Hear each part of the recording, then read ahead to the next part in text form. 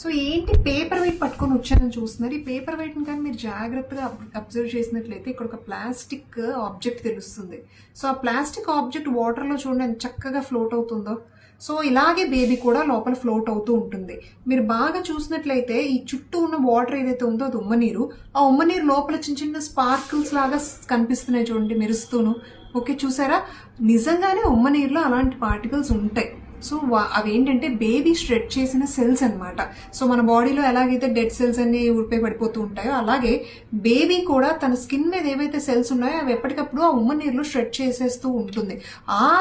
ఆ సెల్స్ ఏవైతే ఉన్నాయో వాటిలో బేబీ యొక్క జెనెటిక్ మెటీరియల్ అనేది ప్రిజర్వ్ అయి ఉంటుందన్నమాట. సో ఒక్కొక్కసారి మనం ఏం చేస్తామంటే ఈ ఉమ్మనీరులో బేబీ సెల్స్ ఆల్రెడీ ఉన్నాయి కాబట్టి మనం అల్ట్రాసౌండ్ గైడెడ్ ద్వారా గర్భసంచి లోపలికి ఒక నీడిల్ పాస్ చేసి ఆ ఉమ్మనీరు బయటికి సిరంజ్ ద్వారా తీసి దాని ల్యాబ్కి టెస్టింగ్కి పంపిస్తాం. ఆ ప్రొసీజర్నే ఆమ్నియోసెంటసిస్ అంటాం. ఒక 15 to 20 వీక్స్ టైంలో అది చేస్తారనమాట. ఆ ఉమ్మనీరు టెస్టింగ్ చేయడం వల్ల మనకి ఏమొస్తుంది?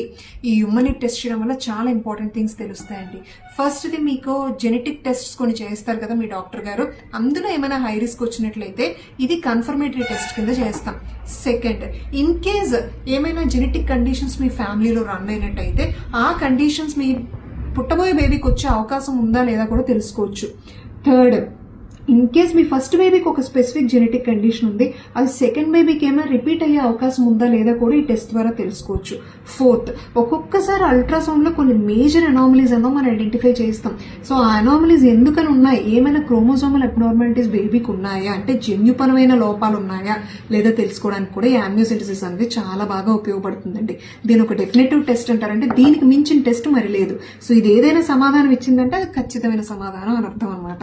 సో ఇది చేసిన తర్వాత బేబీకి ఏమైనా అపాయం ఉంటుందా, మదర్కి ఏమైనా ప్రాబ్లం ఉంటుందా, కంగారు పడాల్సింది ఏమీ లేదు.